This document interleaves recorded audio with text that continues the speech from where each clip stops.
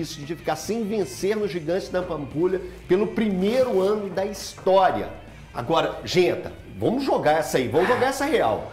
Eu não consigo achar nenhuma explicação para comentar a respeito disso. Ó, na temporada, só pra gente amarrar tudo, o Cruzeiro tem 20 jogos como mandante, aí em diferentes lugares do país, né? Porque rodou foi uma beleza.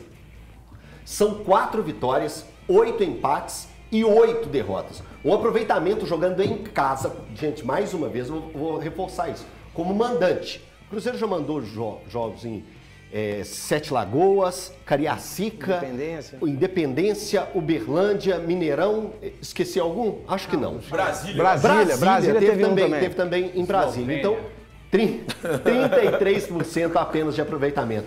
Genta, de novo eu peço seu auxílio. É possível explicar isso? E você corre o medo, peraí, agora a mais pesada, do Cruzeiro fechar a temporada sem conseguir essa vitória? Faltam 6 jogos aqui. Realmente é preocupante. Não pode, porque se não conseguir vitória, ele vai embora. Né? A gente não quer que isso aconteça. E a torcida tem comparecido, tem apoiado, não tem explicação por que as coisas não vão. É igual o Thiago falou, é difícil a gente concordar com ele, mas assim, são coisas que estão acontecendo. Aí troca treinador, escolhas erradas de atletas. Paulo Vitor, gente, ninguém vai me... Como é que esse menino caiu no Cruzeiro ali, sabe? São coisas assim. E aí começa aquela preocupação. Vai conseguir vencer lá no Mineirão? Que é um absurdo. Você imagina passar o ano sem conseguir uma vitória. Isso nunca aconteceu na história do Cruzeiro, desde 1965. Aí vamos lá, o que pode estar acontecendo? O jogador está nervoso, o salário está em dia. Que a gente sabe, o salário está em dia, está tudo certo, está tudo pago. Está na hora desses caras darem resposta, sabe?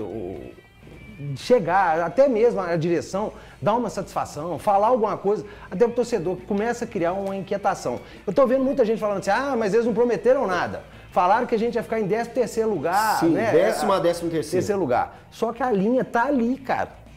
Você não acha que é muito arriscado você confiar demais assim? Não. Então, aqui nós vamos conseguir segurar isso aqui até lá, sendo que o time ainda não venceu no Mineirão. Isso. É uma linha muito curtinha, a turma de baixo chegou, olha o jogo do Goiás, cara, contra o Botafogo.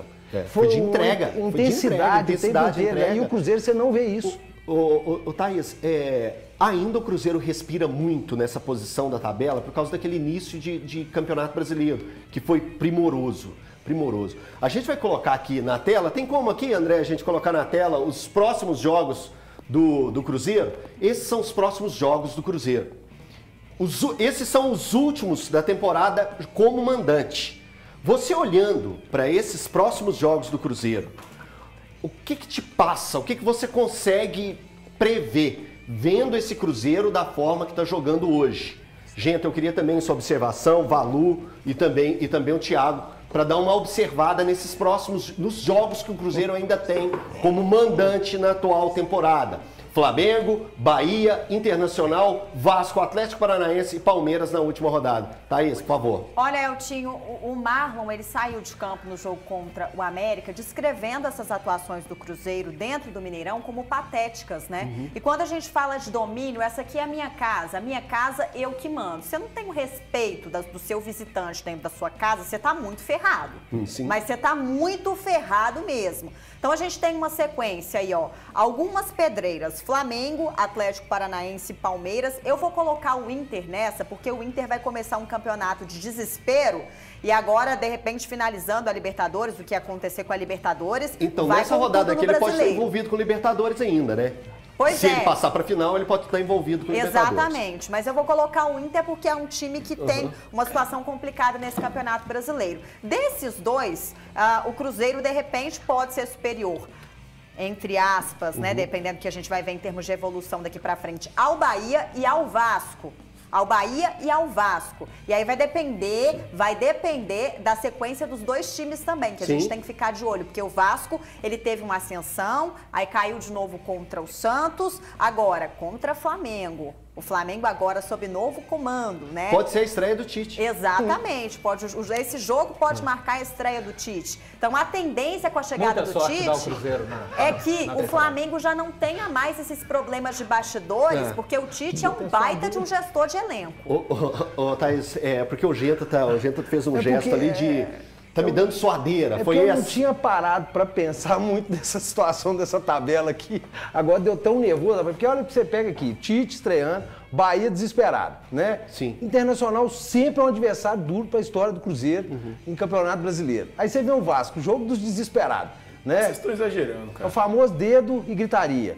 Aí você pega o Atlético Paranaense, tem o Alexandre Matos, que também doido para arrumar uma confusão com o Cruzeiro, e o Palmeiras.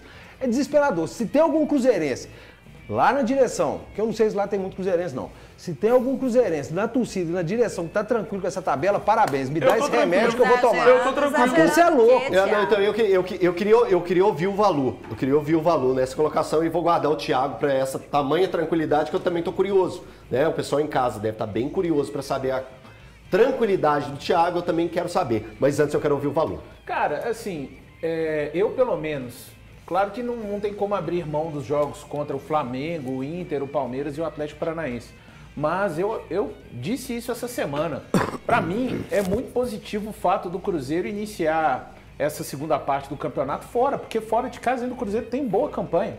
E o Cruzeiro vai fazer confrontos diretos fora de casa. Dentro de casa ele não tem conseguido nesses confrontos diretos, mas ele vai ter que fazer algo ali contra o Vasco, contra o Bahia. Porque se não fizer, vai ficar o destino para fazer em jogos maiores. O Internacional, na minha opinião, vai estar na final da Libertadores, vai passar pelo Fluminense, mas ainda assim vai ser um adversário dificílimo. E é interessante, às vezes, né, como que a sorte também não tem acompanhado o Cruzeiro. Porque o Flamengo virou o Pride, virou o UFC, gente deu soco na cara de todo mundo, não tinha técnico. De repente o Flamengo se organiza no jogo contra o Cruzeiro. Incrível. É curioso mesmo. Ô Thiago, me explica a sua tranquilidade para esses 6 jogos. Não são por 6 jogos, Elton. Minha tranquilidade são para a reta final do Campeonato Brasileiro.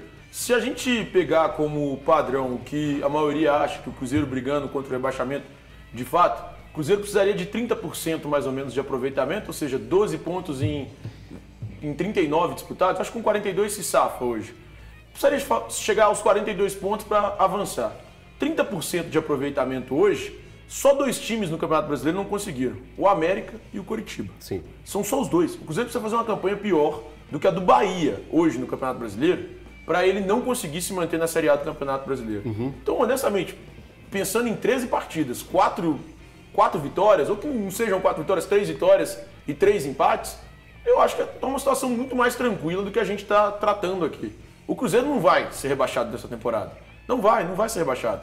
A questão eu entendo que o torcedor se preocupe, eu entendo que o torcedor tema isso, especialmente pelas atuações recentes, mas o Cruzeiro tem muito mais time que muitas das equipes que estão disputando ali, em tese, essa luta contra o rebaixamento. Tive a oportunidade de assistir esses últimos jogos do Corinthians. Cara, o Cruzeiro é muito melhor do que o Corinthians. Tudo bem, eles não se enfrentam mais nesse Campeonato Brasileiro. O Cruzeiro acabou empatando os 2 jogos com o Corinthians, né? Não, perdeu um e empatou. Perdeu o primeiro e empatou o segundo, né? Sim. Então, cara, mas assim, o Cruzeiro é muito mais time que o Corinthians. Cada vez que você fala essa Muito frase, mais. Então, 70 tranquilo. mil cruzeirenses dão uma volta na órbita da Terra, assim. E morre um koala. Minha frase tá Cada vez que demorada você fala assim. essa- Tá Não, demorada, não. assim. Tô Não, brincando, é por conta do efeito, porque o cruzeirense sabe Não, bem mas, o que tipo, significa eu te ter dou mais valorzinho. time e não alcançar o objetivo. Mas, cara, não, é peraí. verdade. Mas É 2019 verdade. teve uma situação completamente atípica. Extra-campo, tá? Mas mesmo assim, Thiago, sabe qual que é o problema? É que você vai chegando no final do campeonato e aí, por exemplo, aí o resultado não vem. Aí você joga o último jogo contra o América, um jogo que o Cruzeiro tinha tudo pra ganhar, aí não conquista o resultado. Aí vai lá e cede, o time começa bem, depois morre. Aí o torcedor fica aflito, aí o torcedor começa a vaiar, aí os jogadores começam a ficar nervosos. A gente tá falando de um time que tem uma fragilidade enorme em fazer gols. E a vitória depende diretamente disso. A questão é, eu também acredito que o Cruzeiro, esse time do Cruzeiro, não é time para cair. Mas quando a gente pega essa questão, o tempo tá passando, o campeonato tá... E o Cruzeiro, ao invés de melhorar, parece que tá retrocedendo. O Cruzeiro fez 5 gols em 13 jogos em casa. São 6 gols ao todo. Mas são 7 fora de casa. Mas um gol... Exato. Então tá é interessante o Cruzeiro Dá pra jogar ganhar fora. 4 do Série Eu acho que tabela, o campanha diferencial disso tudo vai ser a volta do simples. Matheus.